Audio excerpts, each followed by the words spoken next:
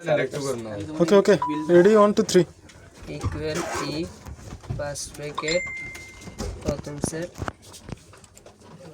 Greater than equal 43,000 কমা আবার প্রথম set 43,000 কি সেটা স্যার? এটা নীতিমালার মধ্যে বলা থাকবে যে যাদের বেতন মূল বেতন 43,000 টাকা বা তার অধিক তাদের বাড়ি ভাড়া হবে 40%।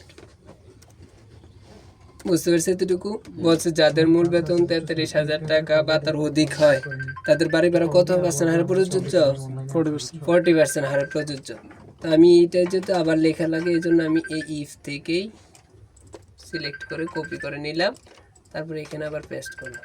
তারপরে সূত্রটা হচ্ছে বলছে যাদের মূল বেতন 25,000 টাকা বা তার অধিক তাদের বাড়ি ভাড়া হবে 50%। হয়ে গেছে না? নীতিমালা বা কমা ইফ ব্র্যাকেট কোনো কিছু কি আমি চেঞ্জ করছি এখানে? চেঞ্জ করছি কি? শুধু অ্যামাউন্ট আর পার্সেন্টেজ। ঠিক আছে, আবার সেম যদি করে আবার বলছে যে 20,000 টাকা বা তার অধিক তাদের বাড়ি ভাড়া হবে 55%। ঠিক আছে,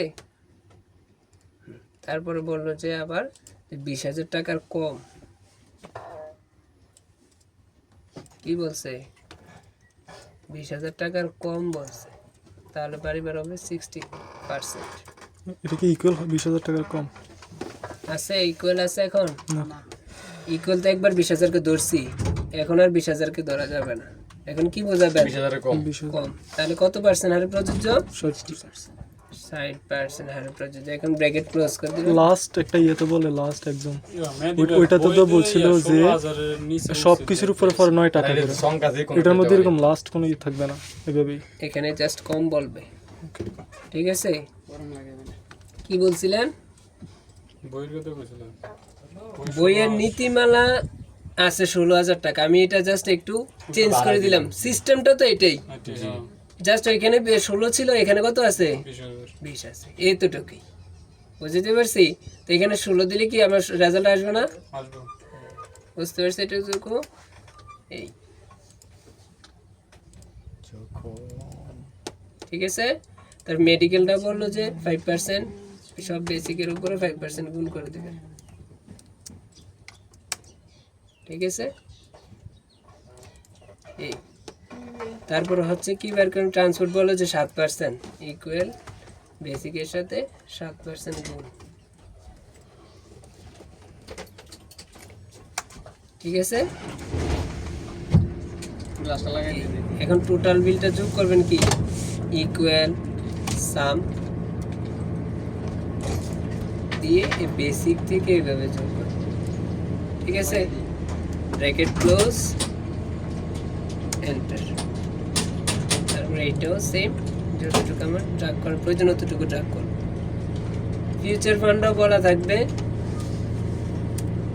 25% বলবে, যত পার্সেন্ট বলবে সব কিছু বেসিকের উপরে বসাবে। কিসের উপরে বসাইতেছি? সব বেসিক। এখানে ডিপোজিট ইন্স্যুরেন্স বা ডিপোজিট লেখা থাকতে পারে।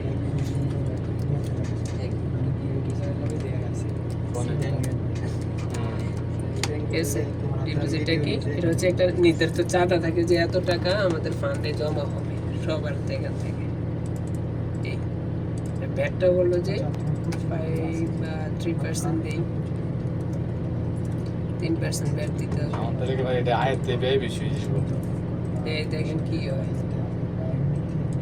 এই কম হবে কিন্তু 3%।